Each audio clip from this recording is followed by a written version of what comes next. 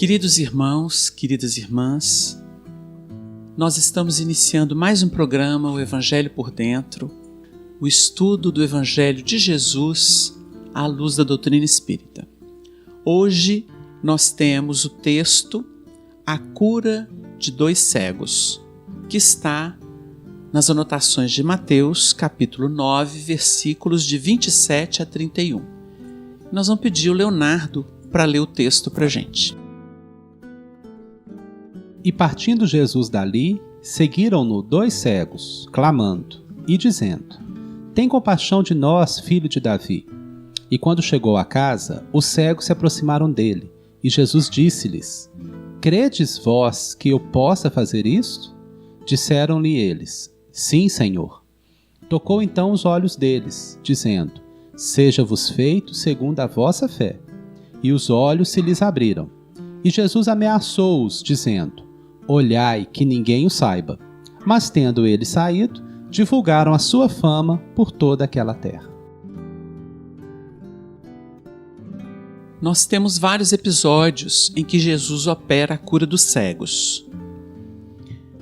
Com o auxílio da doutrina espírita, nós vamos entender que essa cegueira ela tem 1000 expressões. Nós vamos registrar aqui, lembrar o caso de Saulo, que depois que teve a visão gloriosa de Jesus a caminho de Damasco, ficou cego. E quando Ananias, convocado por Jesus a trabalhar a cegueira de Paulo, quando ele ora, caem escamas dos olhos de Paulo e ele recupera a visão. Nós temos aqui movimentos bonitos como seja feito conforme a tua fé. Nós observamos até para início de conversa que a cegueira é natural de todo aquele que desconhece, ou por ignorância ou porque não quer ver. Tem um ditado popular que diz o seguinte, que o pior cego é aquele que não quer ver. E infelizmente, na história do cristianismo, que tem quase mais de 2000 anos, nós temos feito parte desses cegos que teimosamente não querem ver. Ver a verdade de Deus, que está na contramão da nossa verdade pessoal, que é o interesse pessoal. No Livro dos Espíritos, nós temos, quando trabalha sobre os vícios e virtudes, os Espíritos vão dizer que o grande vilão da humanidade chama-se egoísmo. E ele tem um filho dileto, chamado interesse pessoal. O grande dano da humanidade vem por causa do interesse pessoal. Por que existe corrupção? Por que existe adultério? Por que existe traição? Por que existe competição? Exatamente porque nós não sabemos situar o nosso coração naquilo que é melhor. Então hoje nós vamos discutir a cura dos 2 cegos, com todos os elementos que estão aqui. Em termos de estudo de evangelho, a gente não perde o tempo do verbo, local, momento que aconteceu, as circunstâncias que compõem o texto, os movimentos das pessoas, o quem é Jesus, os discípulos, os necessitados, e a gente vai se situando nisso, para um estudo introspectivo. É um estudo profundamente psicológico, mas não a psicologia do mundo, que é muito, vamos dizer assim, limitada, porque nega o espírito, mas uma psicologia profunda do espírito, como a doutrina espírita expõe. Então nós vamos requisitar aqui o auxílio dos companheiros para a gente poder estudar o assunto. O tema é estudado pelo Espírito Honório Abreu no capítulo 13 do livro O Evangelho por Dentro. Então ele diz que há cegos de ignorância, de discernimento, de leviandade, apresentando aí a questão da cegueira moral. É necessário ler esse texto imaginando a cegueira moral e não puramente a cegueira física. Que diferença que faz isso? Se eu pensar apenas na cegueira física, o relato aqui é apenas uma questão histórica. Jesus, há 2000 anos, curou 2 cegos, foi assim, pronto, acabou o assunto. Na hora que eu entro dentro da percepção dos aspectos morais do texto, o texto tem a ver comigo hoje. Então o Evangelho, ele vai além do tempo e do espaço, porque o espaço mudou, eu estou no Brasil, diferentemente daquela região onde que aconteceu isso, e eu estou há 2000 anos depois daquela época, então o assunto ele se torna universal, ele se torna de todos os tempos, de todas as latitudes, porque a necessidade humana é a mesma. No capítulo 9 de João, do Evangelho segundo João, é trabalhado o tema do cego de nascença. Então, quando Jesus fala da cura do cego de nascença, os fariseus depois o questionam. É um texto bem interessante porque nós vemos ali dois tipos de cego. Um que está saindo da cegueira e um outro grupo que está se aprofundando na cegueira. Como que é isso? Jesus fala assim: eu vim a este mundo para juízo, a fim de que os que não veem vejam, e os que não veem sejam cegos. E os fariseus estavam ouvindo isso. E aí os fariseus disseram o seguinte: também nós somos cegos? Disse-lhe Jesus: se fosseis cegos, não teríeis pecado. Mas como agora dizeis, vemos, por isso o vosso pecado permanece. Então Jesus ali está identificando aqueles que têm capacidade de ver, mas não querem ver. Por leviandade, por dureza de coração, por cristalização mental, né? Por recalcitrância nessa visão materialista da vida, apesar de externamente falarem de religião, não é? Falando do fariseu de ontem, eu estou falando do fariseu em mim hoje, né? E procurando entender isso, como é que eu faço para sair dessa cegueira que eu mesmo tenho. Então é um processo bem interessante de um cego que se recupera da sua visão e passa a ver a vida num aspecto moral mais profundo, e um outro grupo que começa a cada vez se tornar mais cego, se aprofundando naquilo, mesmo tendo os olhos físicos perfeitos. Porque o questionamento do fariseu é esse: mas está me chamando de cego? Não, aqui, eu estou enxergando. Não, estou falando da cegueira moral, né? Dessa cegueira moral. Então, nem sempre a verdade ou as possibilidades de se enxergar a realidade da vida é atingida pela criatura a todo momento. A questão 628 do Livro dos Espíritos aborda isso. Por que a verdade não foi sempre posta ao alcance de toda a gente? Por quê que os espíritos não poderiam, em toda a época da humanidade, chegar e dizer claramente o que tem que ser dito? Por que Jesus tem que falar em parábolas? Por que ele tem que usar o recurso de curar 2 cegos fisicamente, que é um dado histórico, que é um fato? Por que ele tem que usar isso para falar de um aspecto moral? Olha o que os espíritos respondem: importa que cada coisa venha a seu tempo. A verdade é como a luz. Observar a correlação com a cegueira? Porque luz e treva, cegueira e visão, então os assuntos estão sendo correlacionados, né? Cotejados pela espiritualidade. A verdade é como a luz. O homem precisa habituar-se a ela pouco a pouco. Do contrário, fica deslumbrado. Jamais permitiu Deus que o homem recebesse comunicações tão completas e instrutivas como as que lhe são dadas hoje. Isso aqui no século XIX, na segunda metade do século XIX. Então imaginem hoje, né? A nossa responsabilidade em ter acesso ao estudo do Evangelho. Então o cego, ele passa a enxergar porque naquele momento ele conseguiu ir atrás de Jesus clamando. Esse cego, ele precisou dizer: Senhor, eu quero enxergar. Como o cego de Jericó que pede, né? Jesus pergunta: o que queres que eu te faça? Senhor, que eu veja. Sem esse movimento do cego, Jesus passaria, ele ficaria na beira do caminho. Porque não é um relato que Jesus curou todo mundo. Não, porque aqueles que se capacitaram a pedir essa cura e a buscar foram atendidos. Jesus atende a todos aqueles que o buscam. Muito significativo isso, porque o que a gente vai observar? Jesus, no seu trabalho, em várias oportunidades, ele consegue sensibilizar muitos corações, muitas almas, no sentido realmente de operar essa mudança, sair de um ponto, e às vezes até mesmo uma cristalização, e no caso está sendo analisada aqui a questão da cegueira, não via, não percebia, e se tratando até mesmo de valores espirituais de ordem mais elevada. E a gente vai perceber que todas essas mudanças que Jesus consegue operar, pelo menos a maioria a gente vai perceber isso, elas requisitam por parte daquele que vai sofrer os efeitos positivos uma espécie de contrapartida.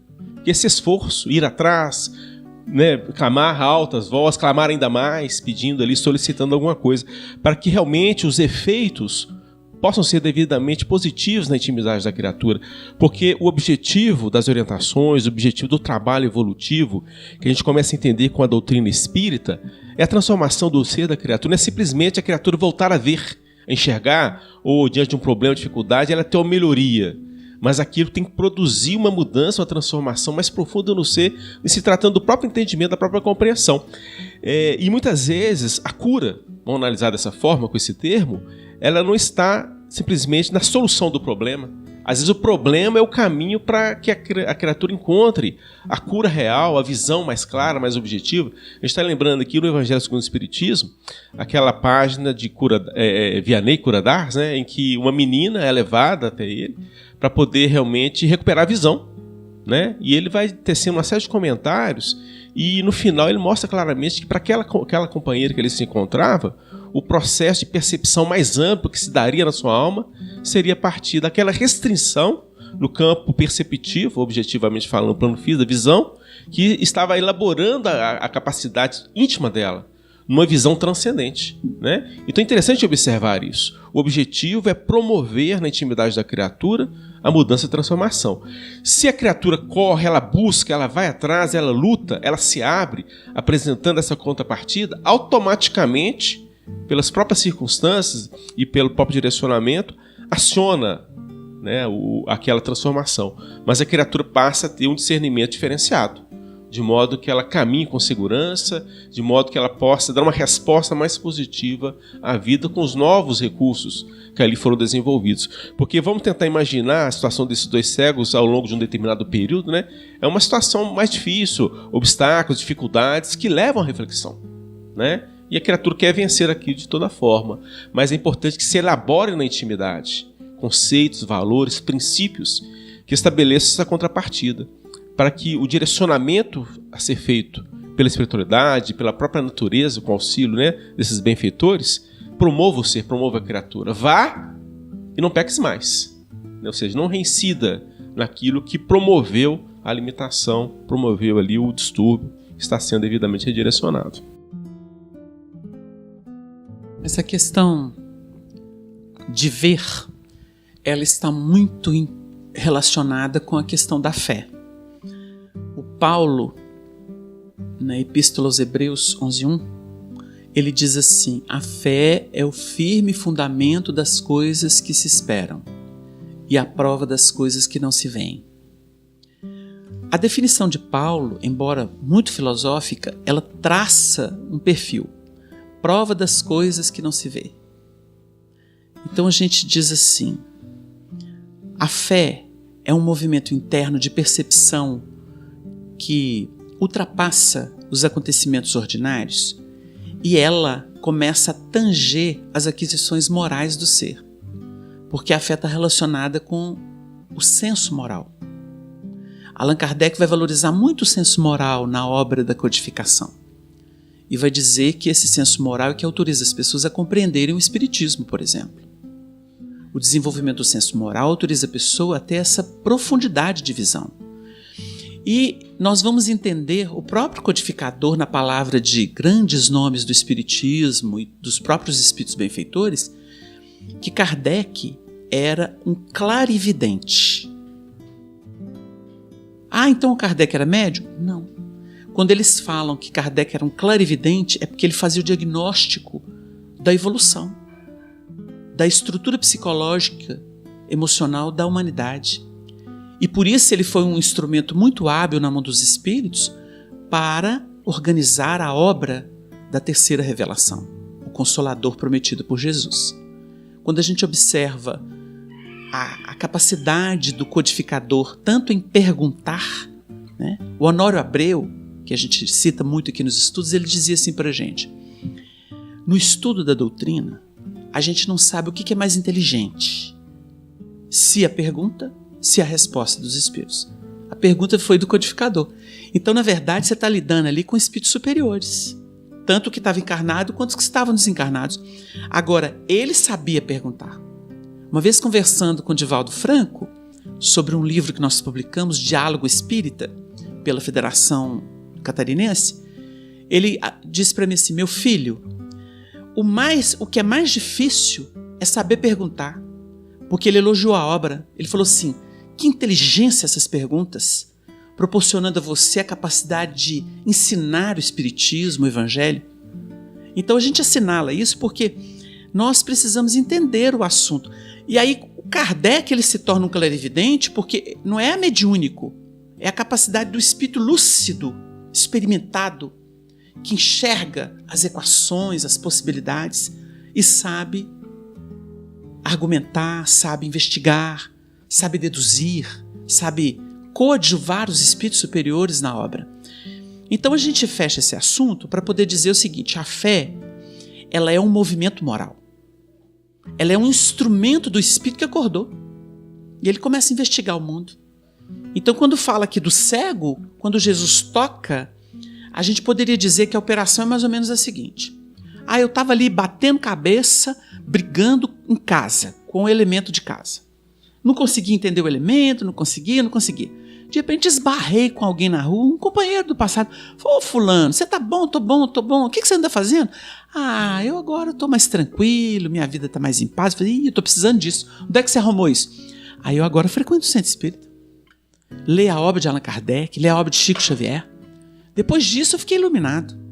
Me conta, como é que é isso? Tô tanto problema lá em casa. Sabe o que é problema da minha filha? Pois é. A gente briga todo dia. Fala assim, peraí, vem cá. Você precisa compreender sua filha. Como é que é isso? Você não sabe que a gente não tem só essa vida, não? A gente veio de outras vidas. Sua filha no passado é alguém que você teve problema com ela, agora veio como filha para sublimar essa relação. Você tem que ter aquela visão do pai, do tutor, mas você não pode impedi-la. Ela tem um movimento dela, é um espírito. Ela tem livre-arbítrio. Peraí. Essas coisas todas mudam tudo, porque eu estou lidando com ela. Cabresto ali. Não, meu filho. A questão é outra. Vocês entenderam? A gente criou uma situação aqui, muda a vida da pessoa. Aí vai lá no Evangelho, Jesus está explicando assim. De modo que o irmão entregará à morte o irmão. Como é que a gente vai entender Jesus falando que o irmão entrega à morte o irmão? Nessa hora. Quem que morre? O homem velho. A ideia ruim, a ideia pequena, a ideia egoísta, a ideia caprichosa, a ideia orgulhosa. A gente mata isso, porque você leva luz para a pessoa. Então, o velho morre e nasce o novo. É isso que Jesus ensinou. Então a gente vai entendendo a proposta dos cegos, que é muito ampla, né? Ela é muito ampla aqui. Se a gente quiser entender como cegueira física e cegueira espiritual, tudo bem, né? Tem uma dualidade aqui. Mas a gente precisa. E essa dualidade é importante porque Jesus falou para Pedro, no momento em que ele viu que ele era o Cristo, falou assim, o que desligares na terra será desligado no céu. E o que ligares na terra será ligado no céu. Alguém, espírito, consegue evoluir se não tiver contato com a matéria? Tem muito espiritualista que fala que isso aqui é castigo. Não é castigo, é processo. E sem processo ninguém chega lá. Os processos terminam em Cristo, quando o amor chega. O amor isenta-nos da lei. Os processos são da lei, mas só terminam quando o amor chega. Então é preciso que a gente reflita sobre essa condição de curar a cegueira. Curar a cegueira é curar a limitação, é curar preconceito, é curar a incapacidade de lidar com outros assuntos, com outros temas, com outros direitos que existem no universo. A gente está vivendo um período hoje de muito questionamento. Tudo está sendo revisado. Em transição não tem lei, dizia o Honório. Porque em transição, cada um está fazendo a sua metamorfose, seu inventário das muitas vidas que teve. E a gente vê de tudo. A gente vê aqui discípulos de Gengis Khan, vê discípulos de Alexandre Magno, de Buda, de Lao Tse, de Zoroastro, de Pitágoras e dos trevosos. Vê discípulo aqui de espíritos muito trevosos. Não é? Então a gente vê de tudo. É um período de transição que a gente está vivendo. E aí o Honório fala que nesse período não tem lei.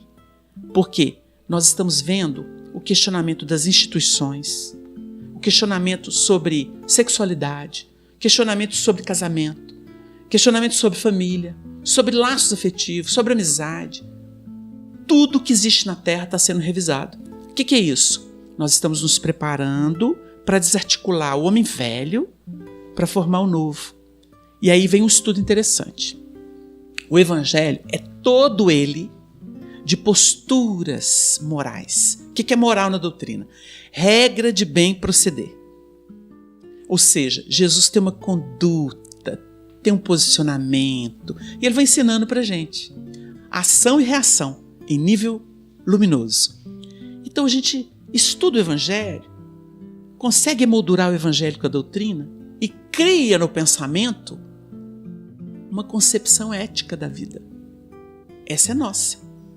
A minha concepção ética é diferente da do Iges. Nós temos pontos em comum, mas eu consegui elaborar a minha ética Então eu vou conseguir me reger para eu me posicionar segundo essa ética. Ela ressuma de tudo que eu vou juntando e que é moral. Aí eu consigo formalizar isso. A gente chama isso também de despertamento da consciência. É a minha ética. Eu despertei minha consciência. Na posição evolutiva em que eu me encontro, o despertamento da minha consciência é meu padrão ético. Ele vai influenciar tudo na minha vida.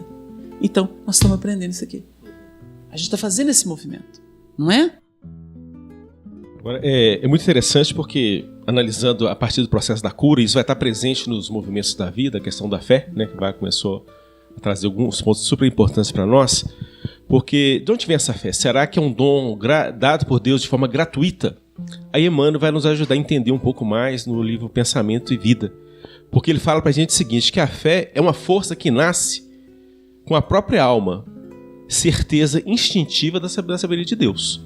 Então, a partir do momento que a gente vai percebendo que é uma coisa intrínseca que está na intimidade da criatura, que nasce com a própria alma, e ele vai falando para a gente também o seguinte, palpita em todos os seres, vibra em todas as coisas, né? Então, é algo que está presente na natureza e nas criaturas também.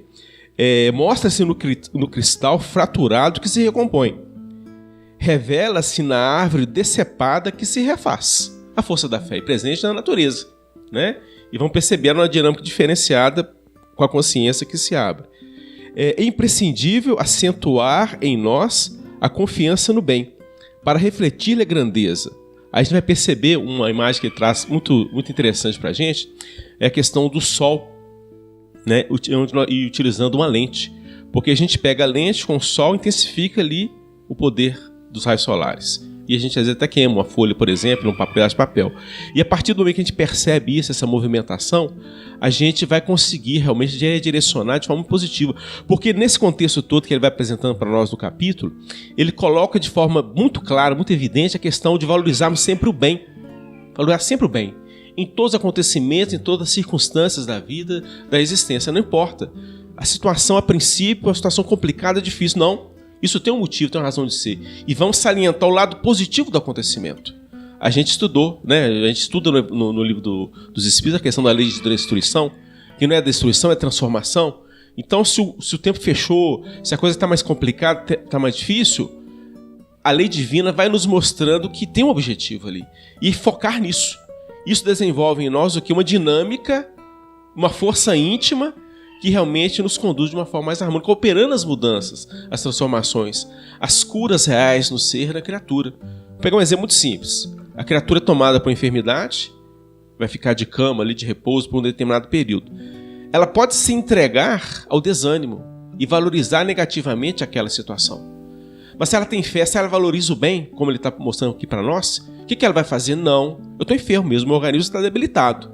Mas Deus vai me ajudar, Deus vai me curar. Não aquela forma mágica, né? Mas Deus me curar da seguinte forma. Eu vou encontrar um médico, o médico vai fazer o diagnóstico, a fé é raciocinada. No diagnóstico ele vai apresentar a medicação. E com a medicação eu vou melhorar. Demora 2 meses, 6 meses, não importa. Eu vou alcançar a cura. A pessoa firma no futuro, no que ela vai alcançar. E estabelece uma disposição íntima de renovação, de mudança. E o tempo se encarrega de operar realmente a estabilidade da pessoa, a harmonia do problema, da dificuldade, e a partir daí então já vão percebendo o efeito desse lado positivo que Emmanuel nos orienta, nos ensina a valorizar os acontecimentos da vida, da existência.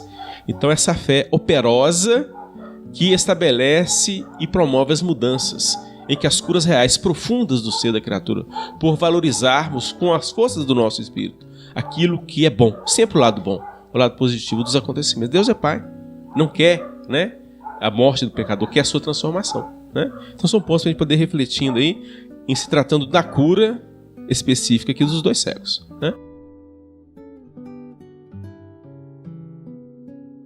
Tem uma expressão aqui de Jesus que é olhai que ninguém o saiba, que nos deixa desconcertados.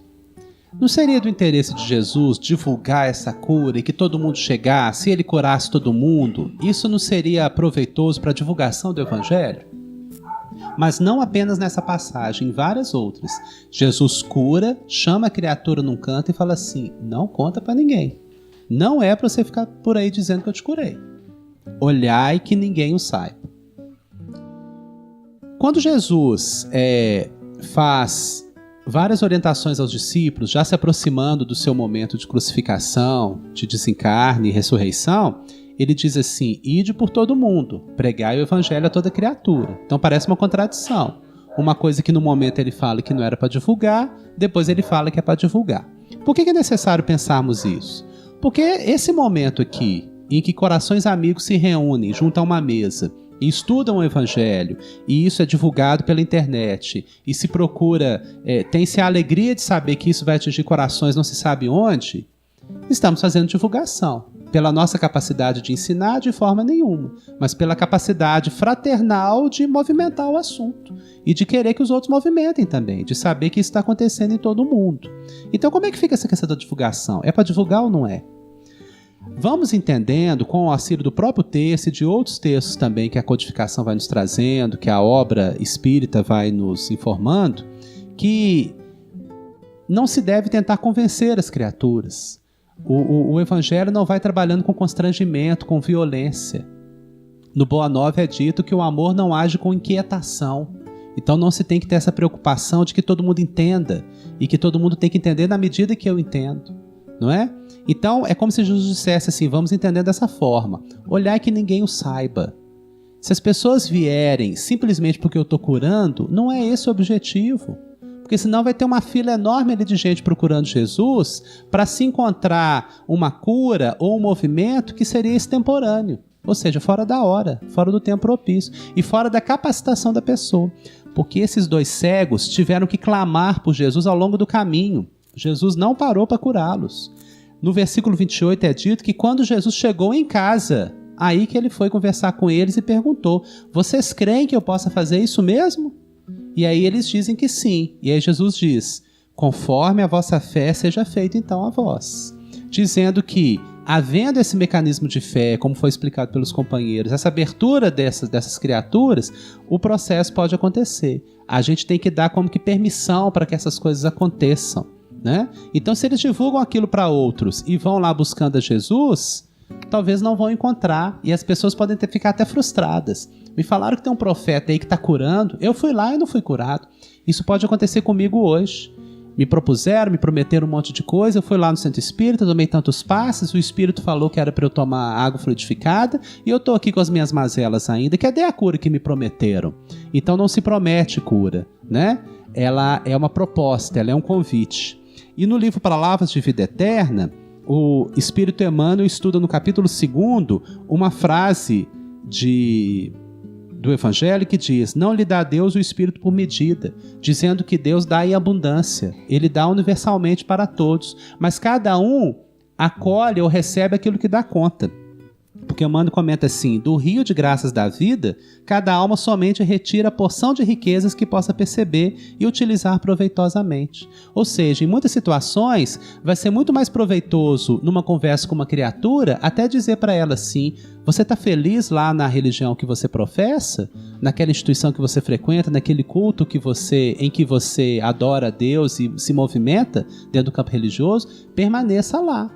Não é para todo mundo vir para o Espiritismo, não, porque as casas nem teriam capacidade de acolher todo mundo, né? Temos que ficar muito felizes com o enriquecimento, com o crescimento das outras religiões, porque elas estão trabalhando as criaturas. Nós mesmos podemos precisar, em um outro momento, ser acolhidos num ambiente religioso de outra denominação, porque somos espíritos eternos e Deus dando com abundância que tem a riqueza em toda parte, né? Para a gente poder ser acolhido quando precisar.